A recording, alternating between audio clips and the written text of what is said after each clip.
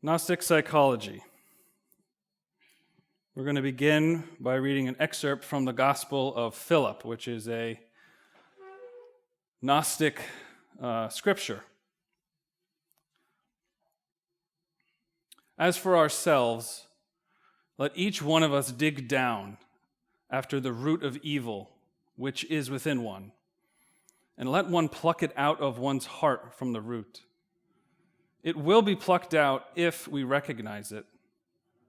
But if we are ignorant of it, it takes root in us and produces its fruit in our heart.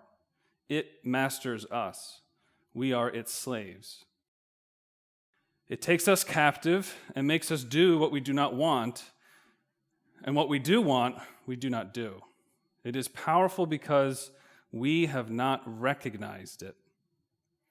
While it exists, it is active. Ignorance is the mother of all evil. Ignorance will result in death because those who come from ignorance neither were, nor are, nor shall be.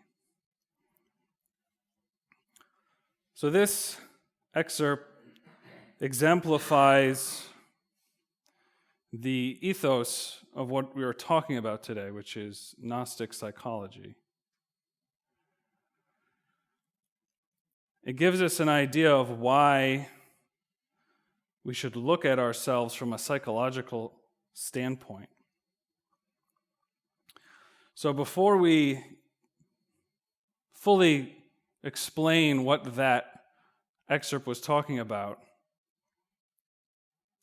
we're going to start at the beginning, and then hopefully by the end we understand a little bit more. So the word Gnostic comes from the word gnosis, which means knowledge. So that quote was talking about knowledge being the source or the place from which everything else emerges that's good within us. But there's something else going on that we fail to recognize. And if we don't end up seeing ourselves for what we truly are, or what's really going on inside of ourselves, we remain its slaves. We remain subservient to what we don't see within ourselves. And as it said, it masters us. So this is why in this tradition, we use the term psychology really from its primordial root. And we see the word psychology can be broken down into two main words, psyche and logos. Psyche is literally translated as breath, spirit, or soul. And logos literally means explanation. And the word logos is also very prominently used in Christianity as the Word of God, and is related to Christ. So psyche logos really means the explanation or the discovery of the soul within us. Whenever we see ology in our normal modern words, it means a study of something. So you can say that psychology is a study of our own soul. And we have some alternate names that sometimes instead of saying Gnostic psychology, we might say spiritual psychology, or we might say revolutionary psychology. And all three of these are really pointing at the same thing. And while we might have a type of modern word or concept for it, this is pointing towards something which is ubiquitous. It's found everywhere at the heart of every true religion.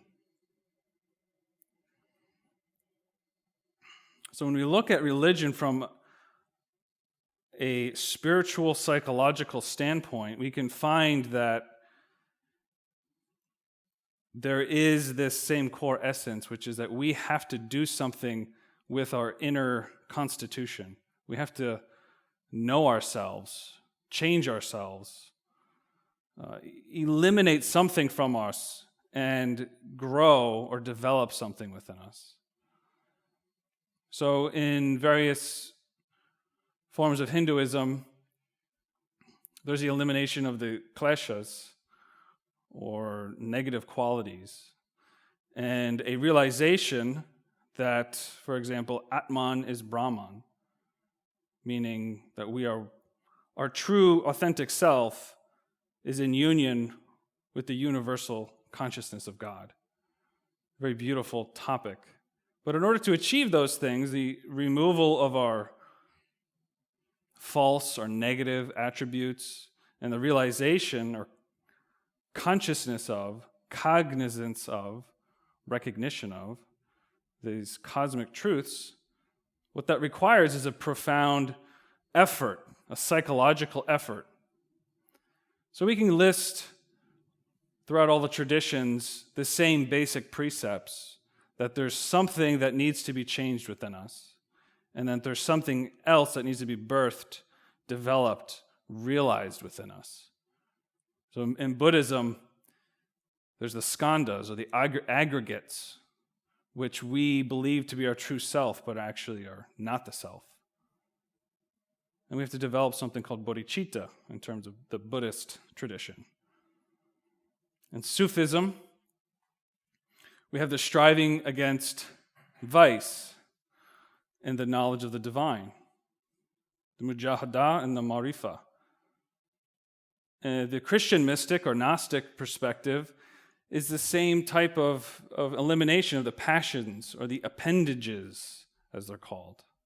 If you read the Philokalia, which is a large work of Eastern Christian mysticism, they're talking about the passions and how we need to overcome them. And again, in terms of Christianity, we have this resurrection in Christ, this idea. From the Jewish mystical aspect, we have the klipot, which has to be eliminated. All of the activity of the klipot has to be eliminated. And we have to develop what are called the 5 souls of Kabbalah.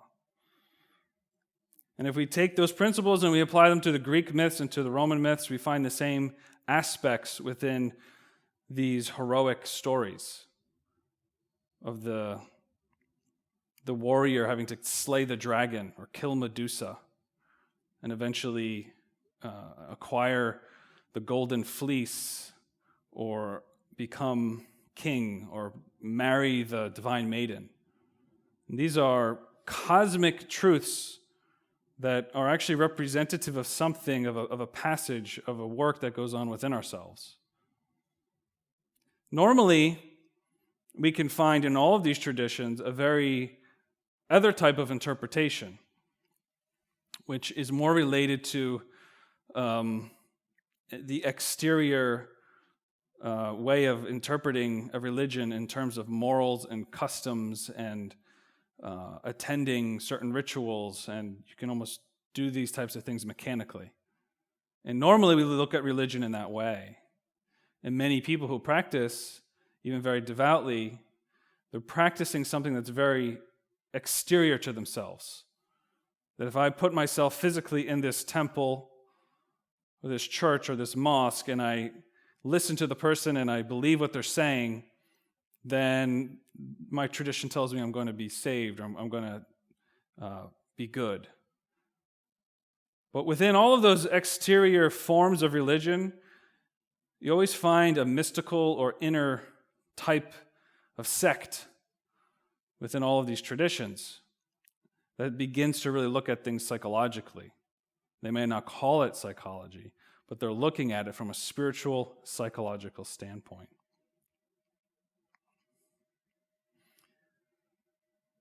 So from our perspective, psychology, first and foremost, starts with consciousness. It is the application of consciousness, we can say, in a methodical, scientific way of looking at ourselves, understanding ourselves. Modern psychology emanated from certain aspects of philosophy in the 1700s and 1800s. In the earliest, what we would call modern psychologists in the Western sense, began their efforts by using what they called introspection. So one of those philosophers and psychologists, William James said in 1890, introspective observation is what we have to rely on first and foremost and always. Everyone agrees that we there discover states of consciousness. We have to wholeheartedly agree with this statement. However, modern Western psychology has almost nothing to do with this.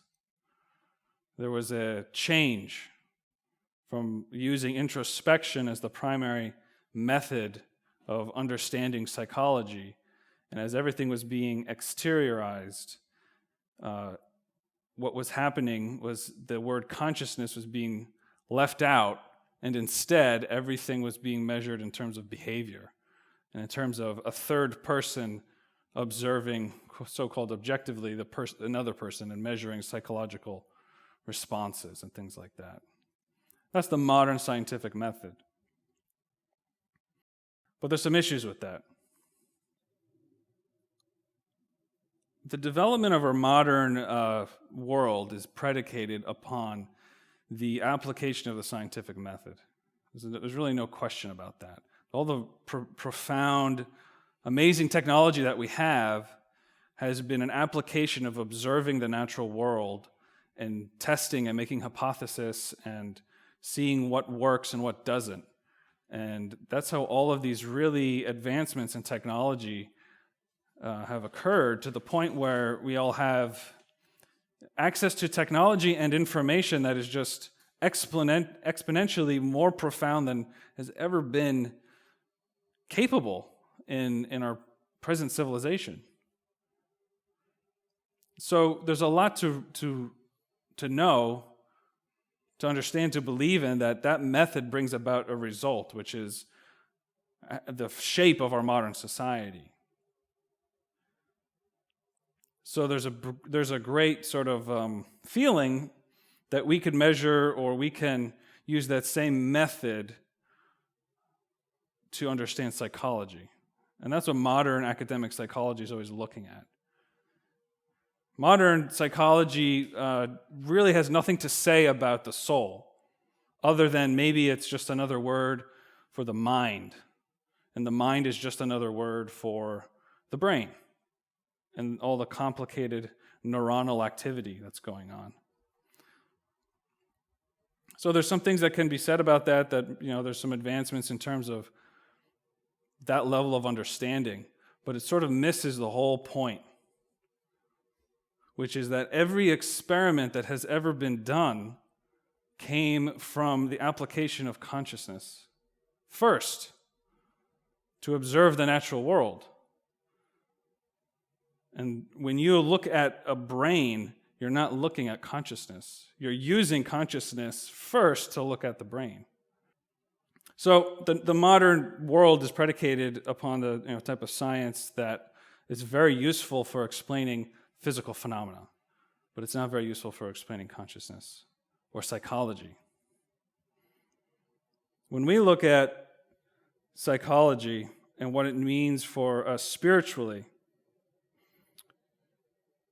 we have essentially three major aspects, what we call the three factors.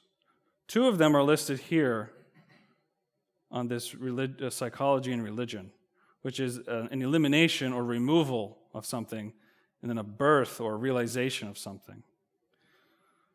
So those three factors that we have that really form the foundation of any true Gnostic psychology or spiritual psychology is what we call birth, death, and sacrifice.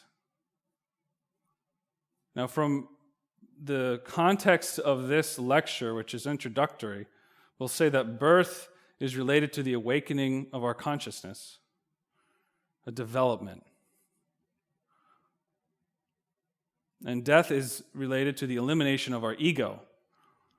Now, the ego,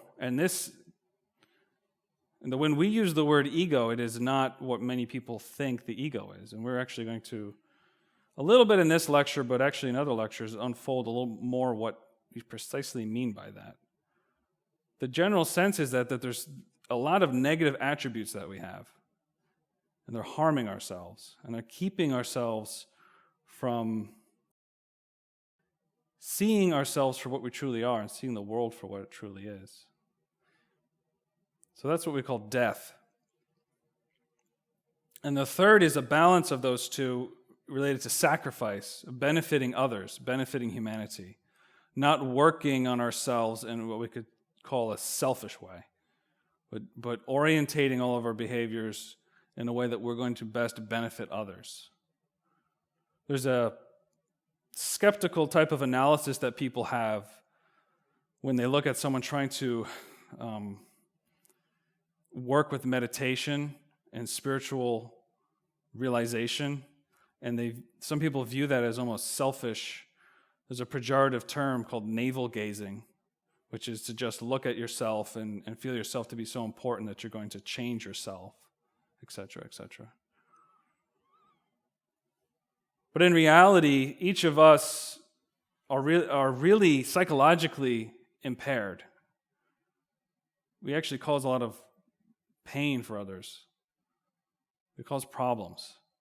So helping ourselves to get better is actually the best thing we can do for society, because we become a net benefit as opposed to a negative.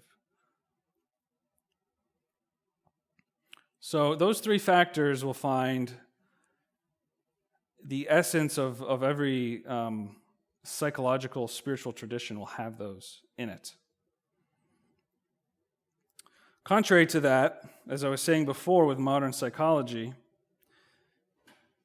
just to emphasize what we are not talking about and why, it's not to say that modern psychology has nothing good to say or nothing valuable. There's many good things that are helpful, but they're not related to birth, death, and sacrifice in terms of what we need to do spiritually. So modern psychology basically says that there is no real consciousness in and of itself. Consciousness is just a bunch of complicated activity of our neurons, and that our consciousness is just a product of the brain. And if you're really following the logic, the neurons are made up of molecules and atoms, and that's all explained through the laws of physics. And physics is described through lifeless equations that are deterministic, which, if you follow that reductionistic line of thought, that means that there is no such thing as free will from that concept. Because your neurons producing consciousness are ruled by the laws of physics, and there is no conscious agent in the laws of physics according to modern interpretations. It's just things happening, reacting to each other, energy transforming and impacting other systems, and it's all explainable mathematically. And when you come down to it, is that we're just that. We're just a machine, and there's nothing more to it. It just happens to be that it developed this consciousness, but it doesn't know anything about how it actually happened. So that's really the reduction of the modern, very rigid scientific viewpoint. I'm not saying that everybody who considers themselves to be a scientist will hold themselves to this completely, but if you do, you come to that conclusion. Because from that point of view, matter is first, and then matter creates consciousness. But we view that as completely upside down. That it was actually consciousness that created the universe. And that consciousness is primary. And that there's a lot of developments that happen to get to this point where we're in a physical body and we have this consciousness. But when it comes down to it, as much as the Big Bang could be described, there's no cause or reason why the Big Bang occurred. Because the definition of it is that it just happened, but there's no reason why it happened. And the very definition of what the Big Bang is, according to their own understanding is that you can't know anything that happened before it. So from their perspective, it just happened. That's it. But from our perspective, or any spiritual, mystical aspect, is that a type of consciousness emerged. And that consciousness created all of the developments and unfoldments, different dimensions of nature until physically us being here.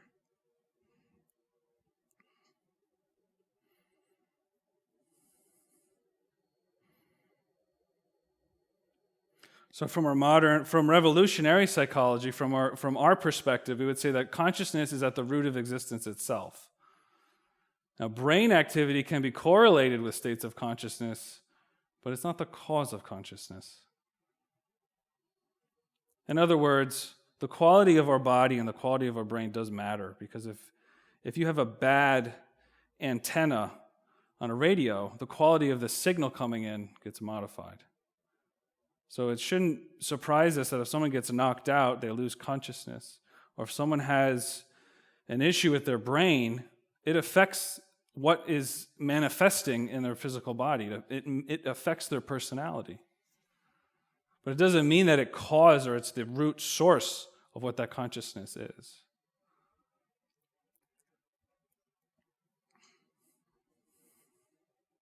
So all of our states and conditions of consciousness account for all the qualities of our experience. Everything that we experience happens through our consciousness, or because our consciousness perceives it. Everything happens through our consciousness. However, our present state of consciousness is asleep and lacking gnosis. In other words, our present state of consciousness doesn't recognize the actual state of affairs that's going on within our mind, within our inner worlds. And it doesn't really understand the world, our exterior world either. We're all in some form of confusion. We all make mistakes. We all have questions about whether we made the right choice, the right decisions in life. This is all representative of us not knowing the truth, not knowing really what's happening. So we have to become a master of our own life. And we do that by applying our consciousness, becoming present. It starts with applying our awareness. Because we can move through life mechanically and just react and respond. And a lot of times when we're actually in that mode of consciousness, we believe that we're awake and that we're present. And just like the dreamer believes that they're awake, it's not until the dreamer actually wakes up and realizes that they were dreaming beforehand. We have to take that as our attitude, because as much as we think we're being so present and awake and aware of what's really going on, actually, the teachings state the opposite. We're very much not recognizing what's really happening. So in order to understand kind of the big idea of what Gnostic psychology is about, we're going to go into two major aspects. One being the levels or the structure of ourself, and the other being states of consciousness. So the first thing we're going to talk about are three primary aspects, which is simply the body, the soul, and the spirit. Common words. We could use much more complicated words if we wanted to, esoteric sounding words. But for a lot of people, the spirit and the soul are two vague ideas that sort of overlap each other. And of course, there's a connection. But we need to have a better understanding of what the soul is versus what the spirit is, in order to realize, why is it possible for us to apply these psychological efforts? Why is it even possible to get out of the problems that we're in today?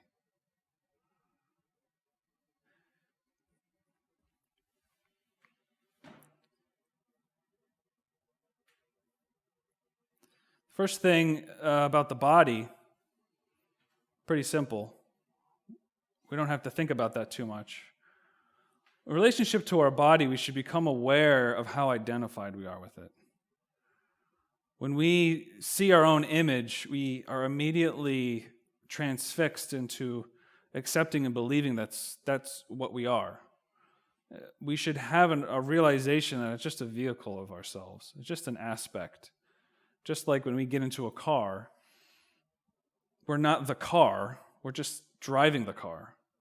In the same way, our body, it grows up, it grows old, it dies. And the more we are attached to it, the more we're going to suffer because it is going to go through that transformation. And we have to learn the difference between all of these sensations and experiences of our body versus what we truly are. When we get hungry, for example, it's common language to say, I'm hungry. But we have to begin to reflect, observe, look at ourselves. The body needs its fuel, it needs its food. We have to understand, though, that the body, what it needs and what we want to give it are two different things, right?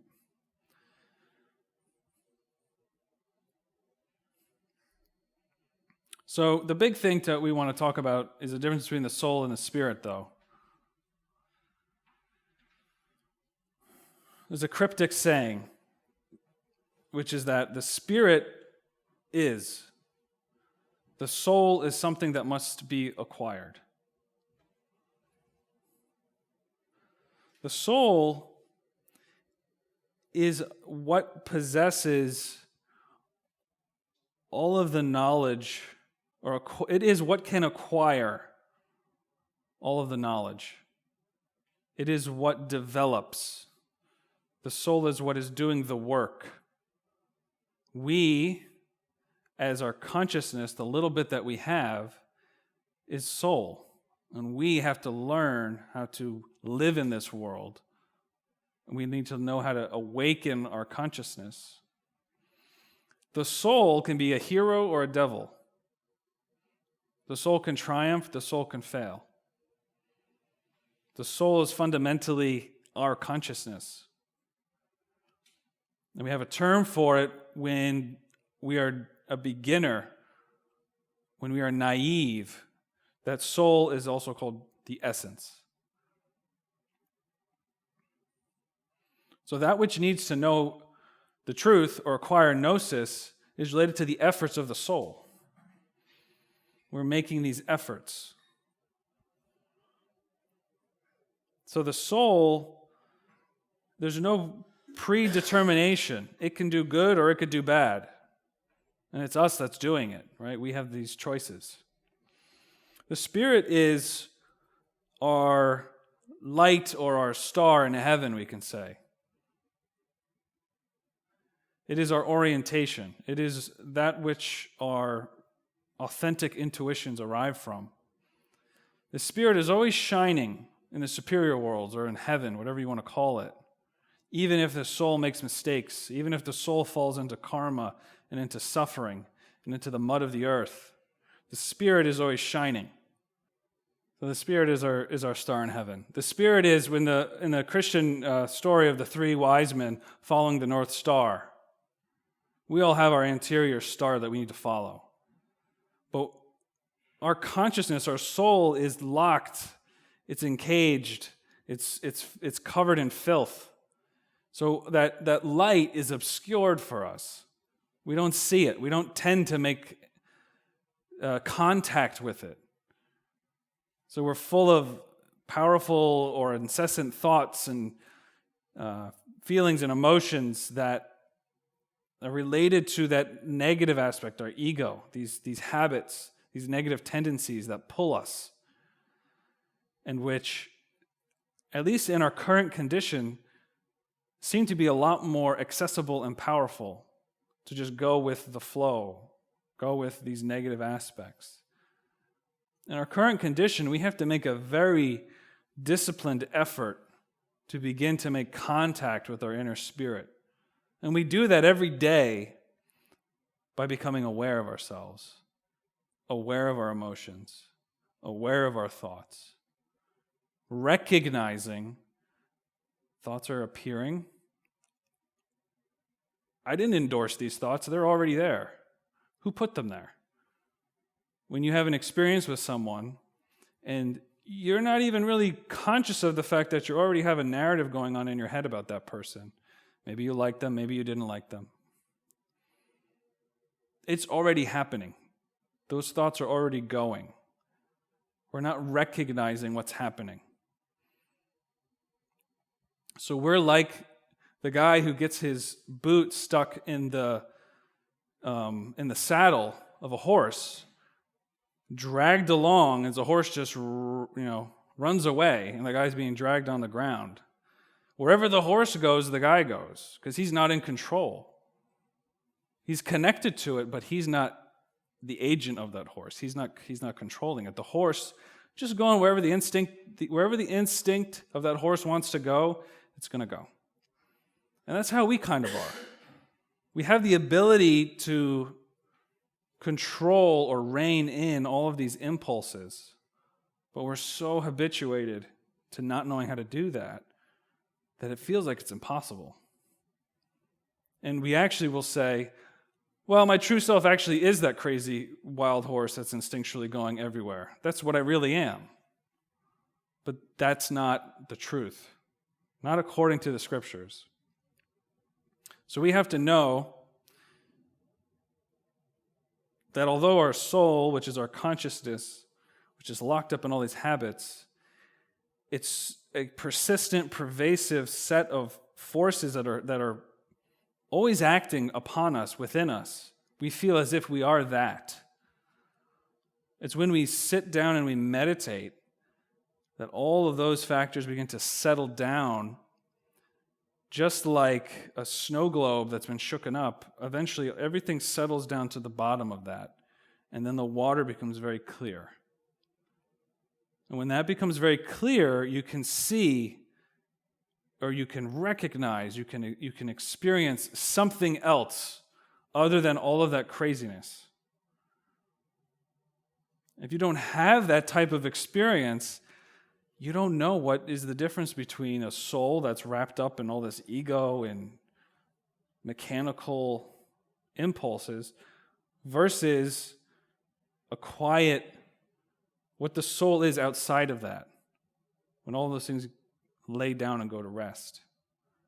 When you begin to work with that, you see that there's a difference between the light of my consciousness, the source of the consciousness itself, the ability to perceive, and all of these thoughts and things that come out of nowhere. When you look at a pond and you see a bubble pop at the top of the water, someone might, if they put a naive, superficial analysis on it, they would say that it just popped at the surface. Just a spontaneous bubble popped at the surface. But of course, that bubble arrived from the mud. Something happened at the below, and that bubble slowly rose to the top and popped. All of our thoughts and emotions are just like that. Things are happening underneath, under different currents of energy, different levels of our self, of our subconsciousness, of our unconsciousness. And those little things interact and they form a little bubble which rises to the top and then pops. And then we're saying something. We're thinking something. The more we begin to work with the methods of Gnostic psychology, the more we begin to be aware of those inner churnings, those inner dynamics.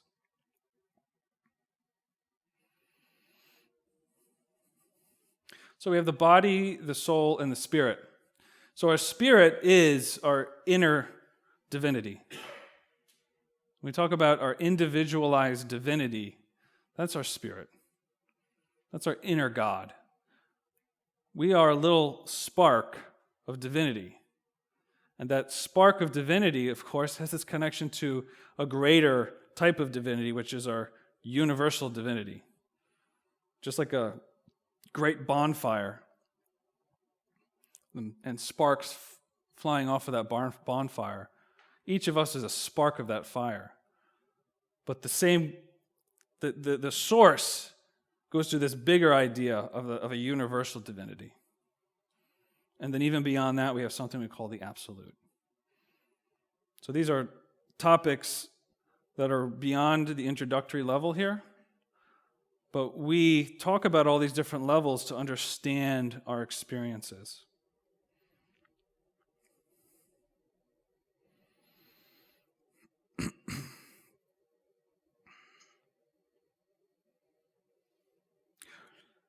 We have something else called the tree of life from Kabbalah, the Kabbalistic tree of life, which we use a lot and can get very complicated. We're going to simplify this for our introductory level of understanding. On the bottom half here, we have what we just talked about, the body, the soul, and the spirit. And then beyond that, we have these universal cosmic principles. And our spirit, our inner God, is always connected to the universal divinity. So our inner God has what we can say its inner God, which is a cosmic force. When we come into this experience as human beings in this world, we don't know ourselves and we don't possess full consciousness. That consciousness that we are belongs to our inner being, our inner spirit.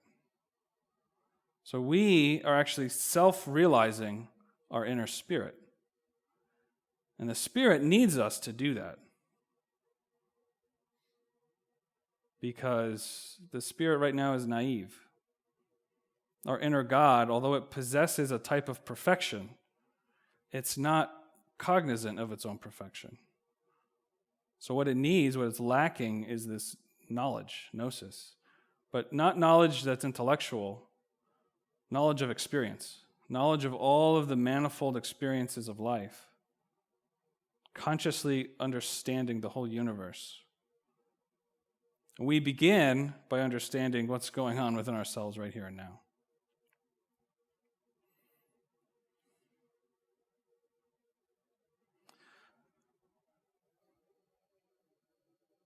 The difficulty of applying a focused attention within ourselves, introspection, is because our consciousness is trapped. If our consciousness was free, we'd be able to direct our attention at something and have no problem paying attention to that for hours without the slightest diversion. We would be able to pay attention to anything perfectly. And that is a state of perfectly attuned consciousness. But when we try to pay attention to something, we get distracted. This is because the light of our consciousness has been taken over by the products of our bad habits. And the products of our bad habits is what we call the ego. We actually develop and self-condition ourselves. Why do we self-condition ourselves? Because although at the very beginning you may not have this ego, and we're talking about prior lifetimes, even if you don't have the ego, you're still naive to what is what. Just like an innocent child doesn't really know, doesn't recognize itself, doesn't really know what's happening, so it makes mistakes. And those mistakes compound themselves. And they end up forming what are called the kleshas, the aggregates, the passions, the appendages, whatever you want to call it in all these different traditions. The ego, our sins.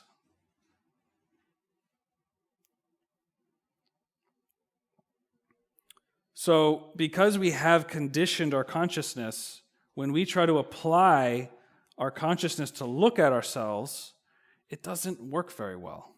It's hard. It's not easy. We get distracted.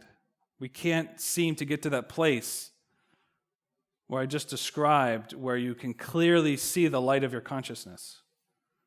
You can clearly put down all of your thoughts, step out of that vehicle of your thoughts, step out of that vehicle of your emotions, and exist just as naked consciousness. It's like we have all this baggage and we want to let go of it, but it's glued to our hands. Every time we try to not think, or not worry, it doesn't work. We continue to do so. Every time we don't want to be attached to what someone thinks about us, we end up still feeling hurt, or we end up still chasing something. Because as much as we want to not be that way, it has mastered us and it drags us right to it. And like I said before, because we're so unaware of what our true nature is, we just believe that that's who I am, that's the way it is, that's the way things work. But what we're saying in this tradition is, no, it doesn't have to be that way. There is a way out of all this. This is when we have to apply our psychological efforts. Some of those efforts are things like what we call self-observation, self-remembering, the transformation of impressions. Those are topics that are coming in the following lecture series. So today I'm just giving a very broad understanding of the basic reasons why we want to be doing this in the first place. So the structure of ourselves is extremely important because we have an inner spirit. No matter how obscured and conditioned, relatively speaking, we still have that interior star that we can look upon. It may be difficult, but it's there. And so long as we have just a little bit of free consciousness, we can sort of bootstrap ourselves and develop more free consciousness until we are easily accessing these other states where there are true capabilities and capacities are beginning to flower and flourish. We're beginning to grow consciously. The reason why that's possible is because the spirit exists. If we did not have a spirit, we'd have no North Star. We'd have no direction at all. So the good news is that North Star, that interior spirit is there. We just have to learn how to orientate ourselves. As it says in Christianity, you have to listen to that small, still voice.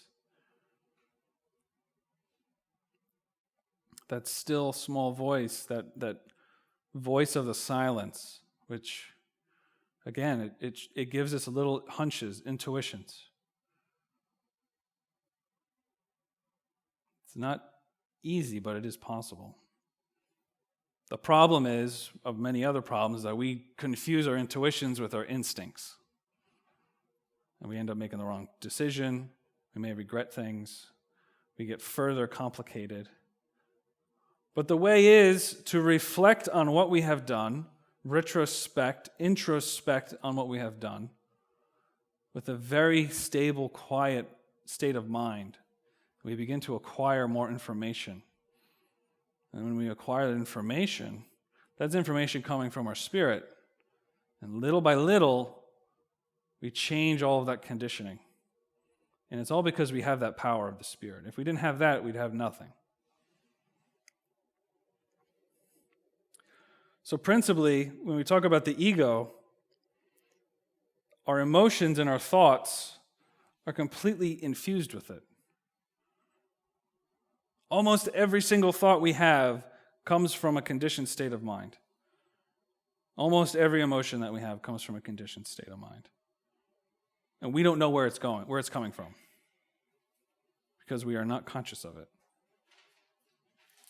We don't know why we're feeling the way that we're feeling. But of course, if we reflect and we meditate and we observe, we begin to realize our mood was produced through these past actions. And then if you make a habit of your life, you make a lifestyle of doing that, you begin to realize how you get into certain moods. Same thing with thoughts. You realize that this series of thoughts that I'm having, maybe I'm gossiping about somebody or I have strong opinion about someone.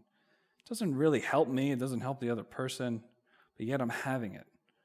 And you see how the thoughts are connected to emotions of insecurity or jealousy or aggression or whatever it may be. We have to connect all those dots. And that's a lifetime of work. That's not a quick fix. And it doesn't cost any money either. It just costs your own effort.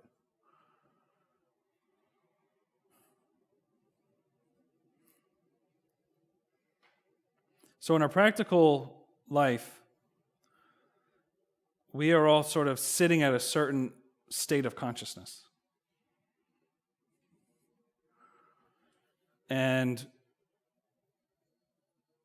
again, the ancient traditions paint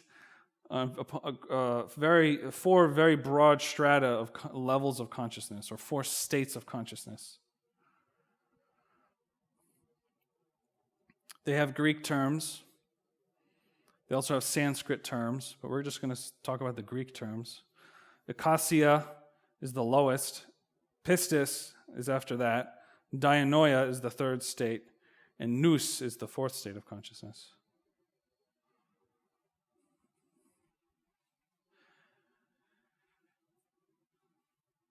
The majority, essentially everybody in the world today, is living within the states of Eikasia and Pistis.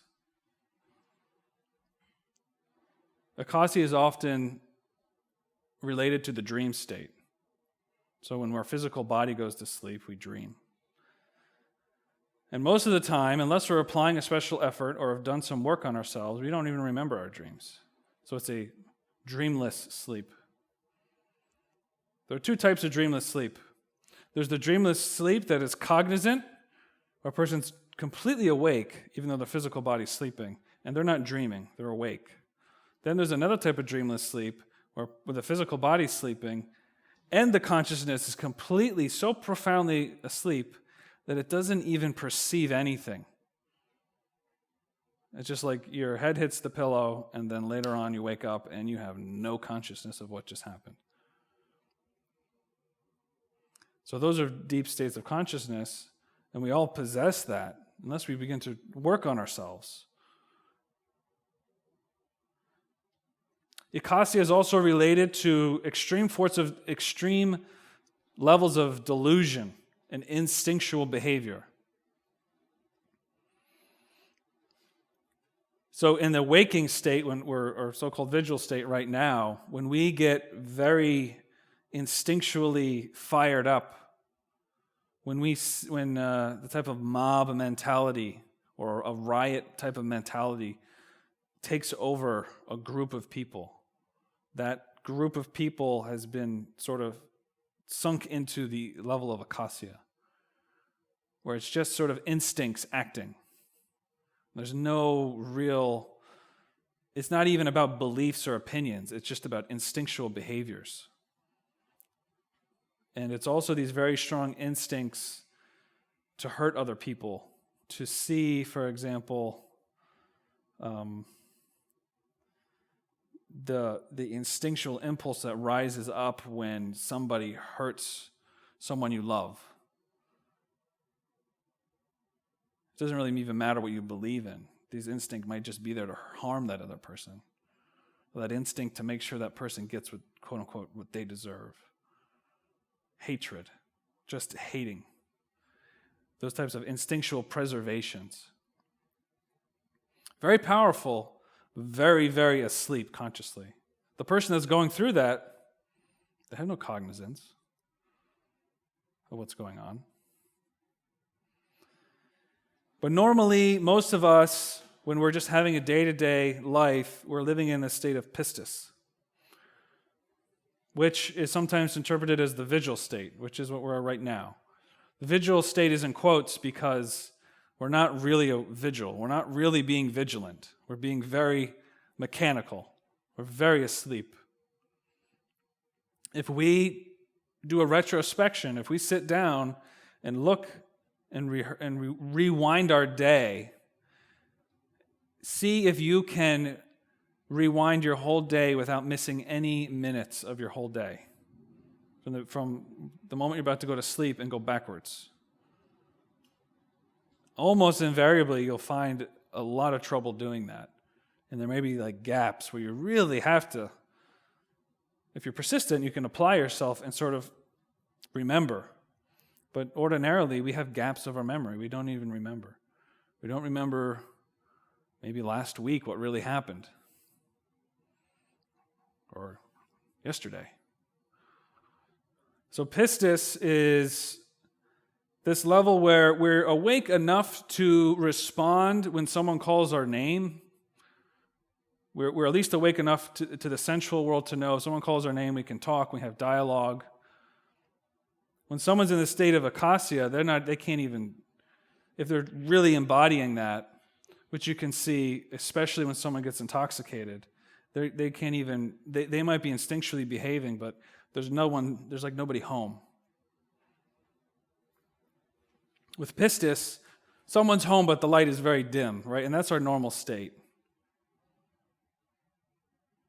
It's also related to a level of self that is very caught up in beliefs. These are all categories of beliefs. Not just political or religious, but beliefs about how you are as a person, beliefs about the world, beliefs how things should work, beliefs how you should treat other people, beliefs how you should be treated. All of these structures that they actually prevent us from seeing the world as it is, because we actually want to see the world in these structures and these belief systems. Might be related to the way we were brought up, the way our parents were. We want to be the opposite of the way our parents were, or maybe we want to be just like them. A lot of dualism, a lot of I'm not that, but I'm going to be the opposite of that. And thinking that if I do the opposite of what I don't want, then I'm going to do what's good. But in reality, you don't actually know what it is you're running away from or what you're responding to or reacting to. Pistis is a type of state of mind that likes to hold on and know what it knows, and then it wants to reject everything it doesn't know. It's a form of safety and security to hold on to your opinions, to your beliefs, to put yourself in a group. You want to self-categorize and move with the group of someone else. It's a herd mentality. It's a group mentality. So it is still connected to those instincts of a mentality, I'm with this group. This is my affiliation with this. This is the type of person I am. I like this. I like these things. This is the fashion sense I have. This is the type of people I like to be around.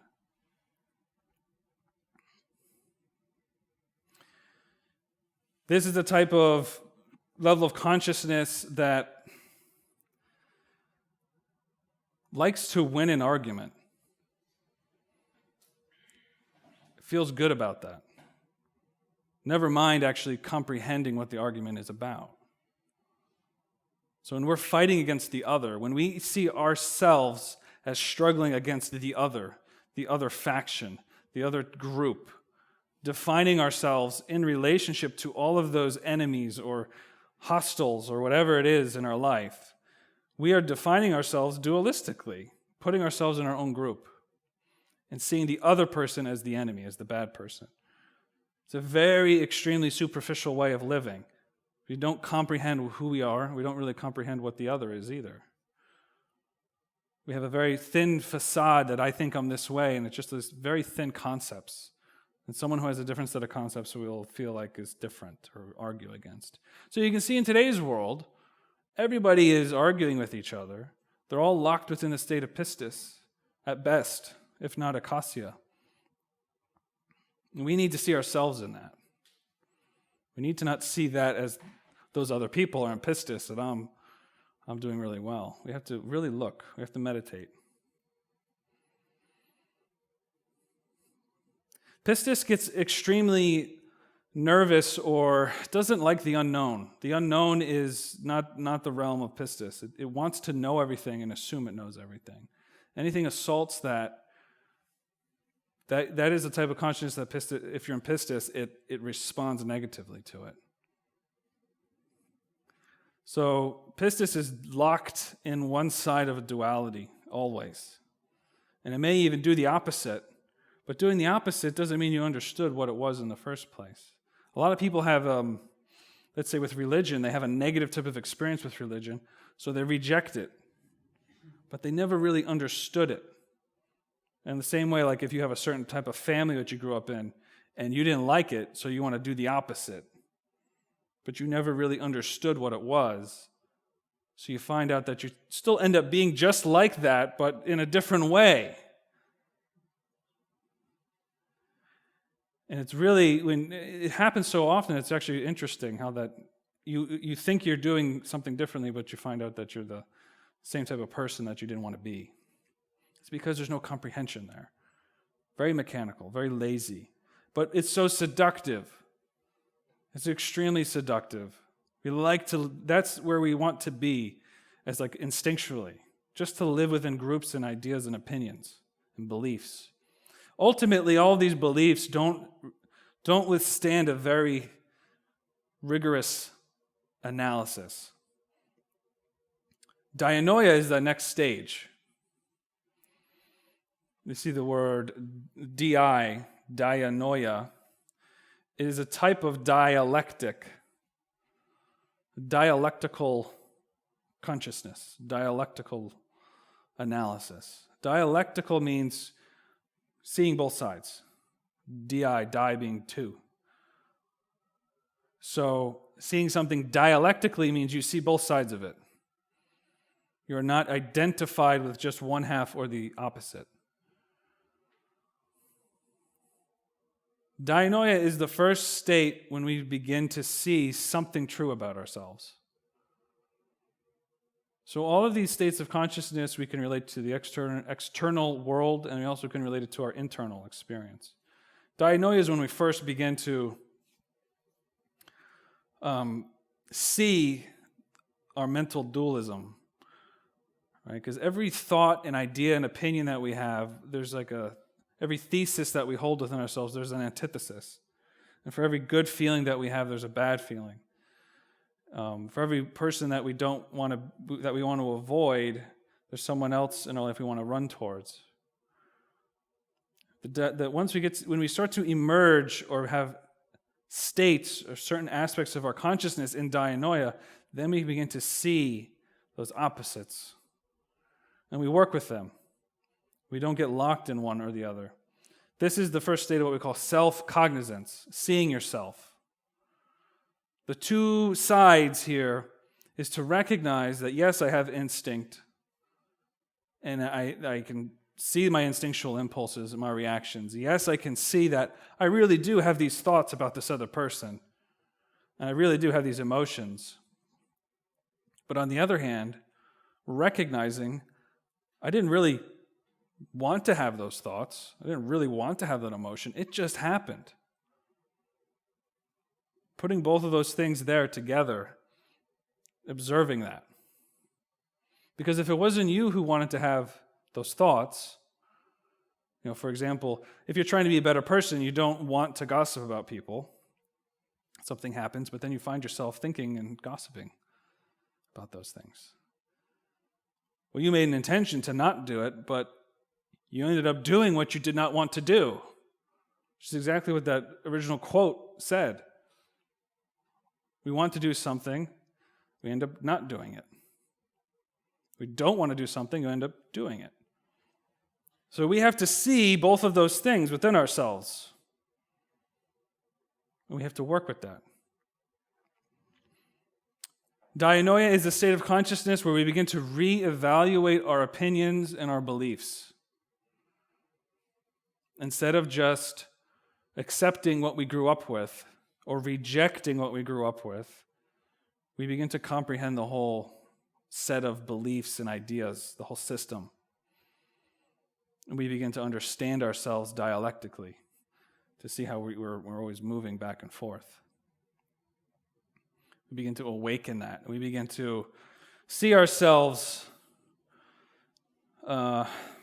in a new light. It's not important who wins an argument. What's important is that you understand what you're arguing about, and you understand why you feel so strong that you want to have that argument. What is it about yourself that implies you to be so strong? What is it about yourself that you feel so afraid about? That's the state of Dianoia, entering into the unknown, because at first glance you don't know. And at first glance it opens up a door. You don't know what's on the other side of it. So this is why, on one sense, when we talk about it in a lecture like this, it seems like it's better to live in this state. Of course it is. It's more beautiful. It's more profound. But the actual experience of stepping through into that state, it feels horrible because you're stepping outside of yourself. You're going into what is not known. You're going into vulnerability. This is not just interpersonal relationships, but I'm talking about going inside of yourself, looking at your own mortality, recognizing that you're going to die. What do you know about yourself? Not exactly what you might call pleasant or good feelings, but comprehending exactly what rises up when you bring those things into yourself, into your consciousness. So it's a good point to make that what we are talking about here is not about feeling good about yourself, or catching good vibes, or just meditating so that you feel good afterwards. You feel good because you work on yourself, but the work can be difficult, very difficult. There's always that mixture of bitterness and sweetness when you work on yourself. It's just like when you have an infected wound. The first thing you do when you try to clean the wound, try to get the pus out, it hurts. So the most instinctual thing is, I don't want to do that. I'm not going to touch that. I'm just going to not think about it and not worry about it. But the more rational, cognizant thing to do is to clean it out. And our emotional state, our mind, our subconscious is just like that. We enter into some compartment inside of ourselves, and it may not be very pleasant.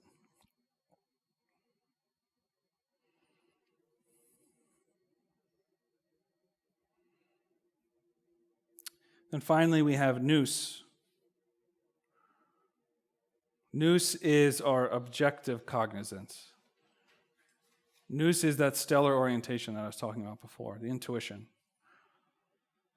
And again, this is difficult if we're beginning. Sometimes we don't know. We confuse intuition with instinct, because instincts can feel like intuitions. But instincts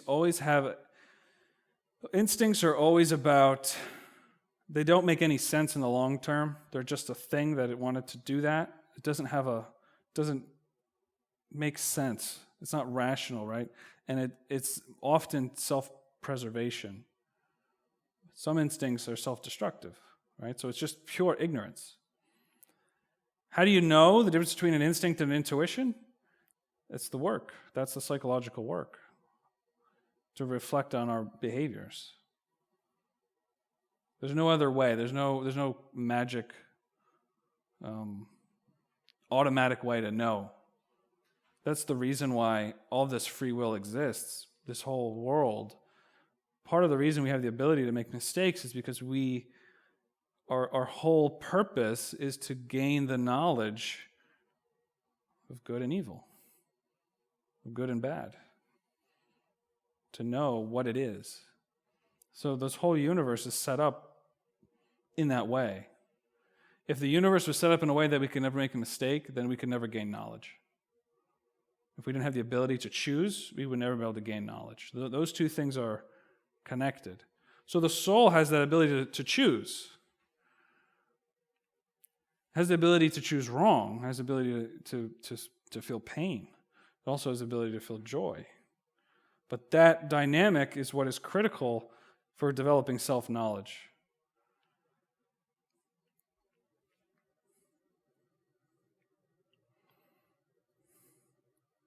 So just a couple quotes from Samuel Allen Vior about these four states.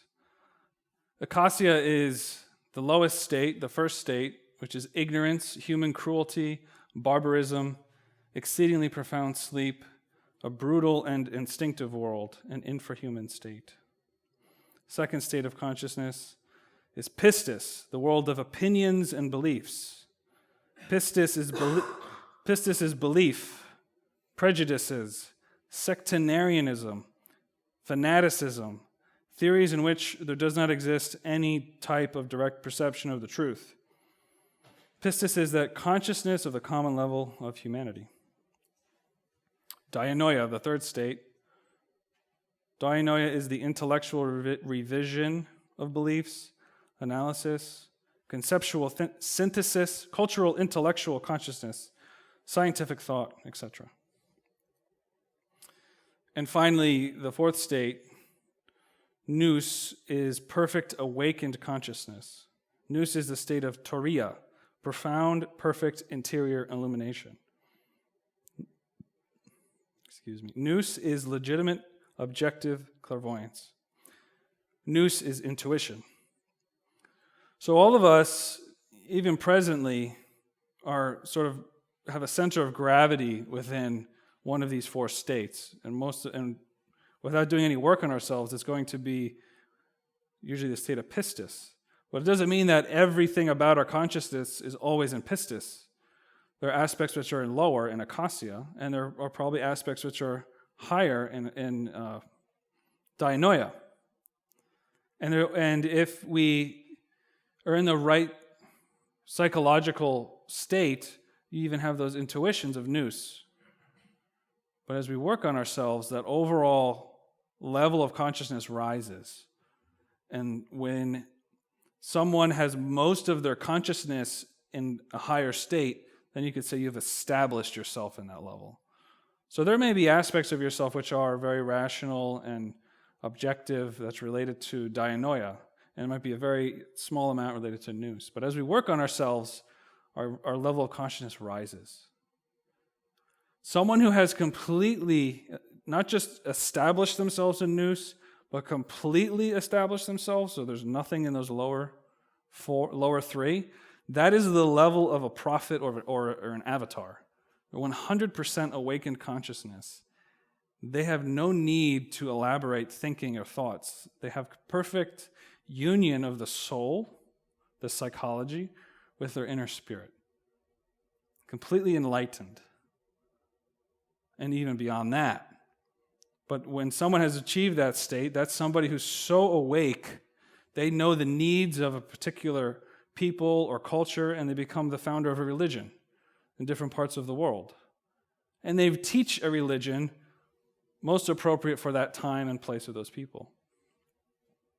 But all of those prophets and avatars have the same core essence, which is why these maxims, these common principles exist in all the religions. Plato or Socrates said that the unexamined life is not worth living. And we know the maxim, know thyself, which we talked about in our prior lecture. That's what Gnostic psychology is all about. How do we know ourselves? So Gnostic psychology, the whole reason we practice it is to reduce our suffering first and foremost. To develop our inner wisdom, our inner gnosis, and to achieve our birthright, which is union with our own divinity. The way that we achieve this is through what we call self-observation and self-remembering, where we observe ourselves throughout the day. We remember that we are consciousness, and we observe the different interactions that are going on within ourselves. It's a technique that we call the transformation of impressions, in which we don't automatically accept the world as our instincts wants to accept them. We have to transform and see the world in a better way. And of course, all the forms of meditation that we do. And a lot of these methods we're going to talk about, like I said, in further lectures. So if we end again referencing this excerpt from the Gospel of Philip, as for ourselves, let each one of us dig down after the root of evil, which is within one, which is our egotistical desires, and let one pluck it out from one's heart from the root. It will be plucked out if we recognize it. We can't recognize anything within ourselves if we're not beginning to apply our attention, our consciousness within ourselves. If we are ignorant of it, it takes root in us and produces its fruit in our heart. It masters us. We are its slaves. It takes us captive to make us do what we do not, and what we do want, we do not do. And for this statement, begin to observe all of the thoughts and feelings you have throughout the day and see which ones you actually wanted to have and which ones just are there. And recognize it. It is powerful because we have not recognized it. While it exists, it is active.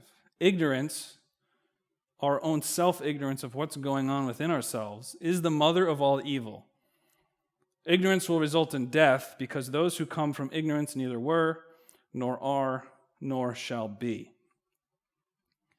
We are not currently being because we're not here, we're not present, we're dispersed. In the same way that light can be dispersed or light can be focused to a very concentrated beam, we're very dispersed. Our light is so dispersed that it's dark inside. But through our efforts, through meditation, at least for little moments when we're meditating, that light can be more concentrated because we're withdrawing from the external world and all of the distractions, and we're making the effort to even withdraw from our thinking and our feeling. And that withdrawal concentrates the light within ourselves so that we can see clearly those inner dynamics that are going on. And then little by little, because we see it better, we begin to remove those negative habits. And every time we remove some egotistical desire, a little bit of light, a little bit of consciousness comes back, and we acquire more consciousness. That's how we decondition our consciousness, and that's how we awaken with Gnosis.